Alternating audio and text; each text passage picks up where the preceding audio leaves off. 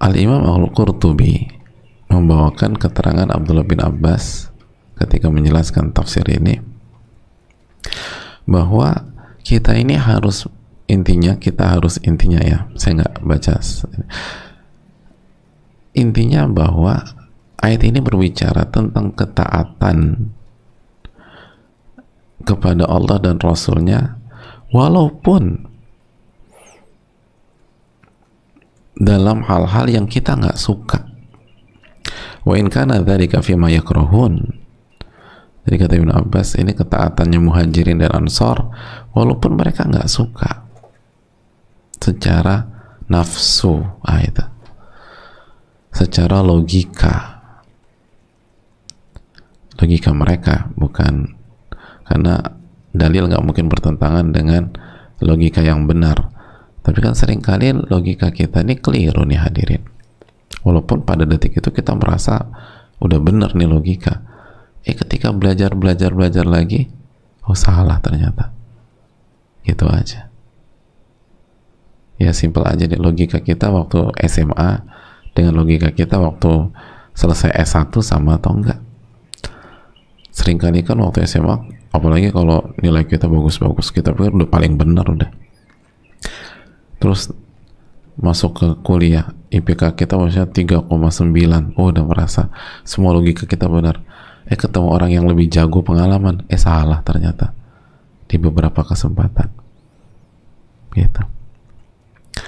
Nah, jadi orang-orang beriman itu mengikuti Allah dan Rasulnya walaupun dalam hal atau perkara yang mereka nggak suka secara personal, tapi karena Allah dan Rasulnya yang menyampaikan, mereka nomor duakan ego mereka nomor duakan nafsu mereka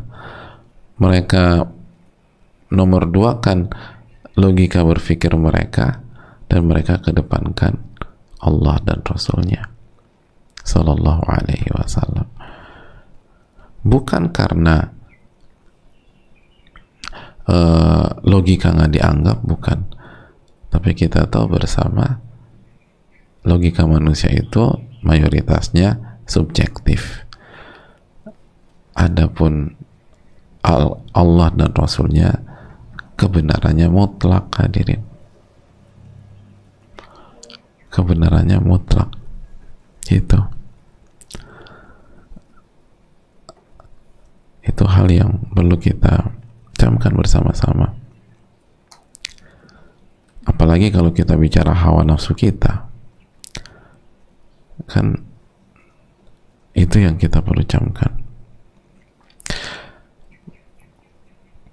Masih ingat firman Allah Subhanahu wa taala dalam surat Al-Baqarah ayat 147?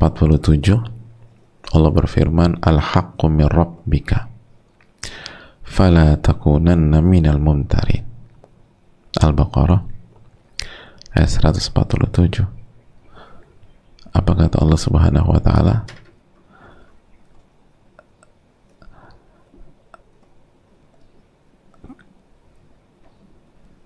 Kebenaran itu datangnya dari Rabbmu, gitu. Kebenaran itu datangnya dari Rabbmu, dari Allah. Fala takunanna minal mumtarin, maka jangan pernah kalian termasuk orang-orang yang ragu dalam masalah ini, gitu hadirin. Jadi ketika kebenaran itu berasal dari Rabbmu, dari Allah, lalu kita diajak kembali kepada Allah, berarti kita diajak kembali kepada kebenaran. Jadi jangan pakai hawa nafsu lagi, karena nggak mungkin bisa dibandingkan kembali kepada Allah dan kembali kepada hawa nafsu. Coba tadi lihat Al-Baqarah 1, Al-haqqu min rabbika, kebenaran itu berasal dari Rabbmu. Lalu coba kita kita bandingkan dengan ayat tentang hawa nafsu, surat Yusuf itu loh, ayat 53. Yusuf 53, Allah berfirman, Inna nafsa la ammaratun bisu illa ma rahima rabbi. Nah ini,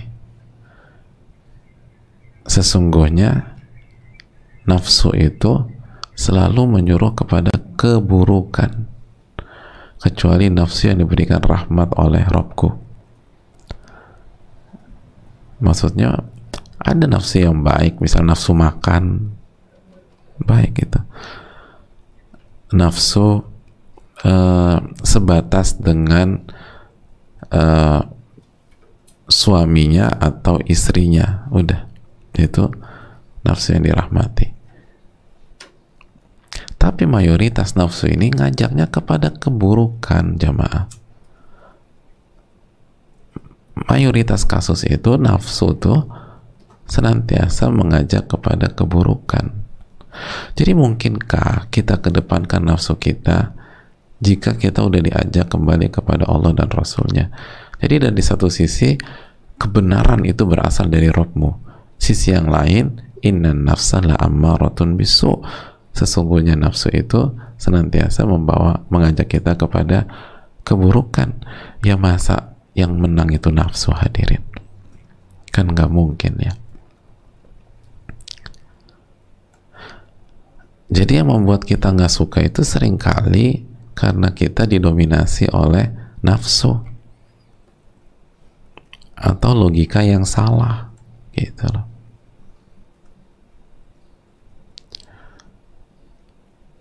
Itu hadirin sekalian. Maka sebelum semua itu, begitu ada perintah kembali kepada Allah dan Rasulnya, udah ikutin aja dulu. Sami'na wa ata'na. Sami'na wa ata'na, kami dengar dan kami taat. Gitu.